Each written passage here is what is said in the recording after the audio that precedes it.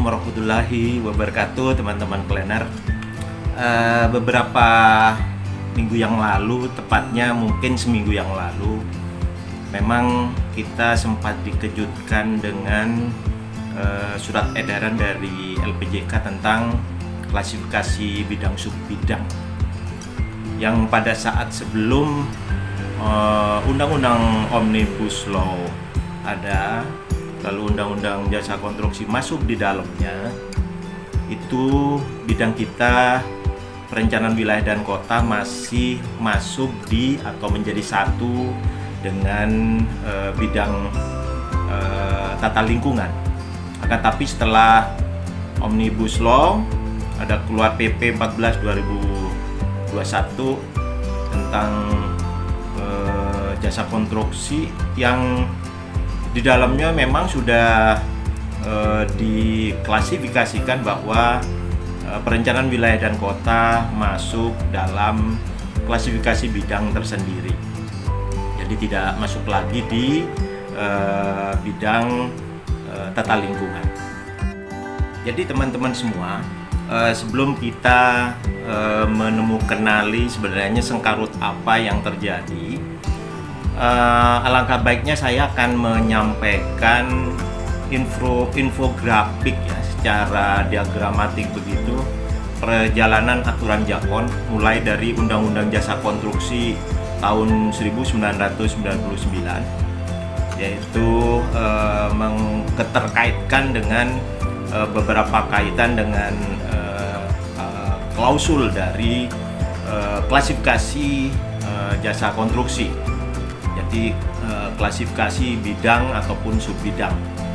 Pada tahun 99 tersebut lalu ditindaklanjuti dengan keluarnya PP 29 tahun 2000, yaitu berupa peraturan pemerintah nomor 29 2000, yang di sana disebutkan juga bahwa bidang perencanaan wilayah dan kota masuk atau termasuk dalam bidang tata lingkungan. Lalu pada saat tahun 2017 keluarlah Undang-Undang Jasa Konstruksi yang baru, yaitu nomor 2 tahun 2017 tentang jasa konstruksi, dan tetap pada saat itu bahwa bidang perencanaan wilayah dan kota termasuk dari 6 bidang yang ada di dalamnya dan masih dalam bidang ataupun termasuk dalam bidang tata lingkungan. Baru setelah itu keluar beberapa kaitan dengan peraturan-peraturan pemerintah dan aturan-aturan lembaga yang menterkaitkan dengan sertifikasi dan registrasi, karena semua bidang usaha jasa dari perencana ataupun pengawas itu diatur di dalamnya. Jadi itu diatur dalam peraturan LPJKN nomor 4 2017. Lalu gonjang-ganjing dari pelaksanaan Omnibus Law ataupun pelaksanaan dari penyetaraan ataupun sinkronisasi peraturan perundang-undangan dalam Undang-Undang Omnibus Law di tahun 2000, PP dari Undang-Undang 2 nomor 2017 yang keluarnya pada saat itu setelah Omnibus Law nomor 22 tahun 2000 tentang jasa konstruksi, dan dijadikan rujukan pada saat Undang-Undang Jasa Konstruksi nomor 2 tahun 2017 masuk di Omnibus Law dan keluarlah PP nomor 14 tahun 2001 tentang peraturan pelaksanaan yang ada di Undang-Undang nomor 2 tahun 2017 tentang jasa konstruksi. Nah, disitulah baru bahwa bidang dan subbidang perencanaan wilayah dan kota itu menjadi bidang tersendiri. Jadi tidak termasuk dalam bidang yang tertera sebelum undang-undang masuk di Omnibus Law di nomor 2 2017, yaitu bidang perencanaan wilayah dan kota masuk di tata lingkungan, dan sekarang sudah berdiri sendiri berdasarkan PP nomor 14 tahun 2001. teman-teman planner dan semua teman-teman yang menyaksikan YouTube saya. Kalau kita lihat dari runtut klasifikasi bidang jasa konstruksi ya per tahunnya, dari mulai Undang-Undang Jasa Konstruksi Nomor 18 tahun 99, lalu ada Undang-Undang Jasa Konstruksi Nomor 2 2017 sebelum Undang-Undang Omnibus Law, dan setelah ataupun pasca Omnibus Law dengan keluarnya PP 14 tahun 2001 tentang peraturan pelaksanaan Undang-Undang Nomor 2 2017 pasca Omnibus Law. Di situ bahwa pada saat Undang-Undang Jasa Konstruksi tahun 1999, itu terdiri dari 5 bidang, jadi arsitektural tersendiri, sipil, bidang mekanikal elektrikal, lalu yang keempat tata lingkungan, yang terakhir, yang kelima adalah manajemen pelaksanaan. Baru setelah Undang-Undang Jasa Konstruksi tahun 2 2017 yang diperkuat oleh Peraturan Lembaga Pengembangan Jasa Konstruksi Nomor 4 2017 tentang sertifikasi, itu menetapkan seperti dalam Undang-Undang Jasa Konstruksi tahun 1999, yaitu satu arsitektural, kedua sipil, ketiga mechanical dan electrical, lalu tata lingkungan, yang terakhir manajemen pelaksanaan. Baru pasca Undang-Undang Omnibus Law yang keseluruhan dari prosesnya berada di peraturan pemerintah atau PP nomor 14 tahun 2001,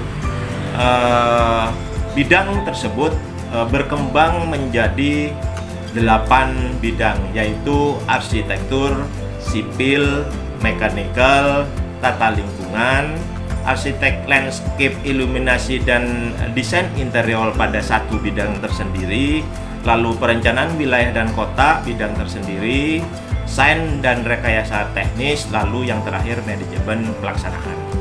Nah, ini yang berada pada aturan yang sudah resmi pasca Omnibus Law, yaitu peraturan pemerintah nomor 14 tahun 2001. Lalu yang dibuat rujukan oleh LPJK yang mana? Bahwasanya surat LPJK tersebut menyampaikan bahwa bidang terdiri dari 6 bidang. Yang pertama arsitektur landscape dan perencanaan wilayah, kedua arsitektur, ketiga spesialis, keempat rekayasa, kelima layanan terpadu, dan keenam rekayasa terpadu.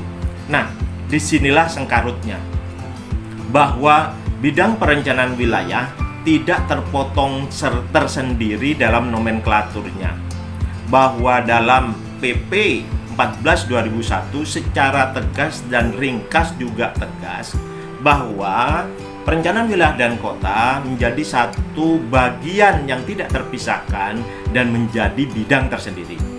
Akan halnya sekarang dalam surat LPJKN dijadikan satu menjadi arsitektur landscape dan perencanaan wilayah. Ini yang harus dipertanyakan karena keilmuannya berbeda, layanannya pun berbeda.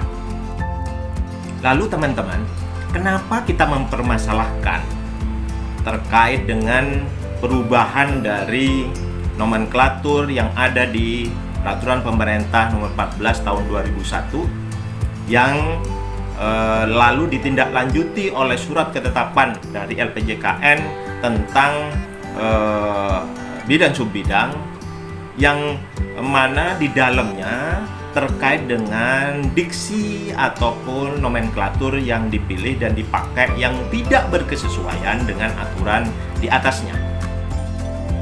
Jadi kalau kita lihat apa akibat dari perubahan tersebut, sebenarnya tidak sederhana. Tidak hanya melihatnya pembidangan yang ada di LPJK terkait dengan bidang atau subbidang dari SKA yang harus diambil oleh perusahaan. Mohon maaf, bukan SKA tapi SBU, jadi sertifikat badan usaha, keterkaitannya dengan bidang subbidang itu akan menjadi beda. Bedanya apa? Yang pertama adalah bidang PWK disetarakan dengan keilmuan arsitektur landscape. Bidang PWK mempunyai concern berbeda dengan keilmuan arsitektur landscape. Arsitektur landscape mempunyai skup layanan bidang pada hal yang ruangnya ruang mezo.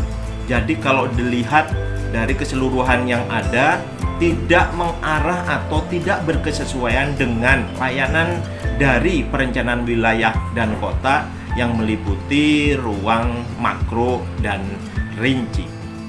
Akibat yang kedua dari penyatuan bidang yang tidak berkesesuaian tersebut, yaitu akan sangat fatal pada layanan pengakuan kompetensi. Kita tahu dan paham, mungkin ini menjadi informasi buat teman-teman semua bahwa pada tahun 99 atau sebelum tahun 2017 sudah 2 kali bidang tata ruang ataupun bidang perencanaan wilayah dan kota ini tidak punya konsistensi dalam memberikan tekanan bahwa bidang yang boleh mengambil SKA perencanaan wilayah dan kota hanya pada bidang PWK. Jadi pada saat itu bidang lingkungan boleh mengambil SKA PWK, lalu bidang arsitek juga masih diperbolehkan oleh LPJK untuk mengambil SKA PWK. Kesalahan prinsip pengambilan dasar aturan oleh LPJK. Jadi pada saat Undang-Undang Jasa Konstruksi pada tahun 2017, tepatnya nomor 14 2017, salah atau tidak berdasarkan aturan terbaru peraturan pemerintah tersebut. Jadi Jasa Konstruksi menempatkan bidang perencanaan wilayah dan kota tidak lagi menjadi bidang, akan tapi berada satu rumpun pada klasifikasi dengan arsitektur landscape yang berubah dari PR 101, 102, 103, dan 104 menjadi AL001, AL002, AL003, dan AL004. Fenomena ketidaksesuaian ini memang akan berkaitan sangat erat dengan layanan kompetensi pelaksana ataupun kompetensi perencana dari baku mutu dari perencanaan wilayah kota itu sendiri. Jadi memang secara tegas bahwa SE dari Ketua Lembaga Pengembangan Jasa Konstruksi yang terbaru mengenai ruang lingkup lisensi lembaga sertifikasi badan usaha jasa konstruksi dengan nama PT Lembaga Sertifikasi yang disampaikan oleh Lembaga Sertifikasi Pengembangan Jasa Konstruksi berupa klasifikasi dan subklasifikasi itu salah. Dan kami minta kepada PT Lembaga Sertifikasi Inkindo yang telah mengeluarkan SE terkait dengan Register 02 Lisensi LSBU garis miring LPJK garis miring 8 2001 tentang ruang lingkup lisensi lembaga sertifikasi badan usaha jasa konstruksi untuk merevisi berkesesuaian dengan aturan yang berlaku yang sebelumnya sudah disampaikan bahwa bidang perencanaan wilayah dan kota menjadi satu bidang tersendiri dalam perencanaan ataupun ruang lingkup lisensi lembaga sertifikasi badan usaha ataupun tenaga ahli jasa konstruksi. Sekian dan terima kasih.